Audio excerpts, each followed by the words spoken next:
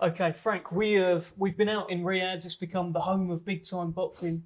But September 21st, some of that Saudi Arabian magic gets sprinkled on Wembley Stadium. It is. Riyadh season is here, and this event is a fabulous event. His Excellency and all the team, Salah and Riyadh season have made this happen. You know, great night for British boxing, great night for world boxing, with a fabulous main event and a brilliant undercard. I mean, it's just, boxing heaven. You've got your man Daniel Dubois, so that is one half of the main event, Yep. and he's the newly crowned IBF World Heavyweight Yep. Champion. That's happened as well. I don't think that's quite sunk in for him, by the way, but quite the fight against Anthony Joshua. That's his first defence. His first defence, all British affair. Two of the biggest punchers in the heavyweight division, at the top four heavyweights in the world. There's two of them, and it's going to be a brilliant fight. They're all, when you've got this Brit against Brit, as we know in this country, always delivers competitive fights. Always delivers. It will be something special. And added again, that little bit of icing or cherry on top of the cake is it's Queensberry against Matchroom again. Yeah, and when it comes to Queensberry versus Matchroom, you've got pretty good form, Frank. We've got a good roster of fighters who delivered, and in Daniel, who's the newly crowned IBF champion, having won the interim against Hrgovic in great style in Riyadh, part of the Riyadh season last time out. He looked brilliant in that fight, and this being his first defence, he's determined to make a statement.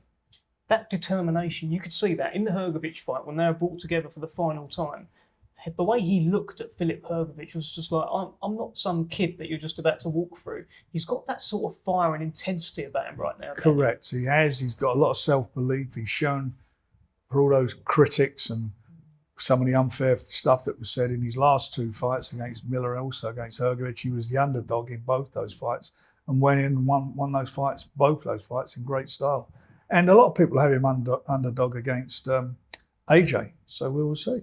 The thing I keep hearing is, if Anthony Joshua hits Daniel Dubois the same way that Filip Hrgovic was hitting Daniel Dubois in the fight, Daniel Dubois will not last in the fight. What do you think? We'll see. If he catches him right, he's capable of knocking anybody over. But then the other side of the coin is, if Daniel Dubois catches him, the same thing can happen. That's just it. Could AJ take? Well, I've seen AJ when he's under pressure in a couple of fights he's lost, where he's then gone on the back foot. We've seen that happen. We'll see. We will see. That's what's the intrigue about this fight. They're both tremendous punchers. It's going to be about the heart and mind. It's going to be about who's got the biggest heart in this fight and who's got the mind to win. Who do you think's got the better momentum right now? Because Riyadh season really has invigorated both of these. Well, it has. There's no doubt about that. But Daniel's fought in his last two fights better quality opposition than Wallin and Ngannou. Yeah, and do you feel like if Daniel had Wallin and Ngannou in front of him, he would have done this? I think he would have. He'd have caught him like he caught him. He'd done it. I mean, AJ showed, the plan to beat him, which was that jab to the body and the right hand over the top, and he did it. But then Daniel then showed the way to beat Hrgovic. Yes, he did. Which again was about a jab. And no one had shown that way how to beat Hrgovic. Nobody had beaten him. No one had beaten him. So you've been around him a little bit as well. What sort of energy? I know he's tired today. Well, he's knackered. He's just got off a plane back from Brazil, a 12-hour flight. He's tired, but he's got here to do all the press stuff and that. He's up for it. He's up for this in a big way. There's been a change in him, I think, in the last year. He's really matured and he's shown a lot of self-confidence. And I think he's taken that challenge of his doubters and turned it on its head. Could this be like a kind of passing of the torch kind of moment, Wembley Stadium? It's almost like AJ Klitschko. He had his passing of the torch, Wembley Stadium. Well, Klitschko got beaten by Tyson prior to that. People forget that sort of gets overlooked like it never happened. And Tyson went and done that over in Germany against him. Was it, before that, 2 years or whenever it was before. But AJ's on a roll now. He's had 4 wins. Yep. New trainer. Yep. Got a lot of confidence. When we were sitting upstairs with doing that that round table thing, there was a lot of electricity between the two of them. You could see that, and neither of them wanted to back down. And certainly, I'm in the obviously in the Dubois camp. He didn't back off at all. Really, the dream fight, isn't it? I mean, when you first had Daniel sat in front of you with his dad when he came into the Queensberry office, this must have been like the one that you'd be aiming for? Well, that Joshua was flying that's what you had thought was going to happen down the line, and it's happening, and it's thanks, as I say, to the Riyadh season and the team that it is happening. And you must have been one of the people that Stan Dubois was phoning up after whatever happened in the gym happened in the gym. You must have got that calls. Well, he didn't phone me, but I heard, I had all stories and that, and I met him, and I made my own mind up what to do, and we did it. We did a deal, and I like to think we've been proved right in the investment that we made in his career, and the investment he's made in us, coming with us, has paid off, because he's sitting here today or in this building at the moment as the IBF champion.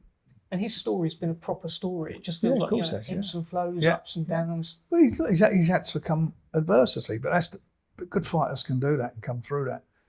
And even the fight, when he lost against Joe Joyce, a couple of judges had him up on the card. If he'd have stood up, then he would have come through. But as we all know, he stopped. He basically took a knee on the canvas, and he'd done that for a reason, and that was because of the state of his eye socket. He had 4 fractures in the orbital bone, and that much away from the retina becoming totally detached, which would have ended his career. Right decision. Yeah.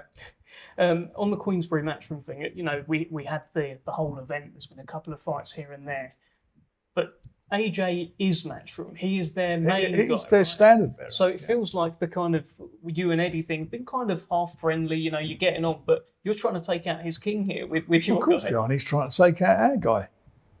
That's boxing. That's where we are, and that's what, as I say, adds that bit of spice to it. I mean, there's a lot. This is a great fight on every level, and there's so much at stake for everybody, and that's what we all love, and that's what we all thrive on. All of us thrive on that because of the competition, and it will be exciting. There's no doubt about it. As will the undercard. So let's just go through some of those fights.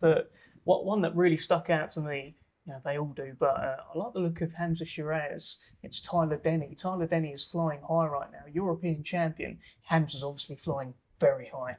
Great fight for him. It's a great fight, and he's coming off a good win from last weekend against Felix Cash in a fight where a lot of people thought he was going to lose, so we'll see. And Hamza had a tremendous performance last time out.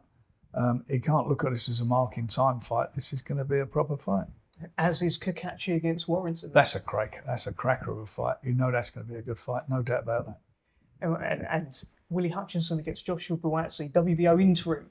Yeah, it's another interim title fight. It's a very important fight, and both of them have got a wealth of amateur experience. I mean, they've got great pedigree to both of them.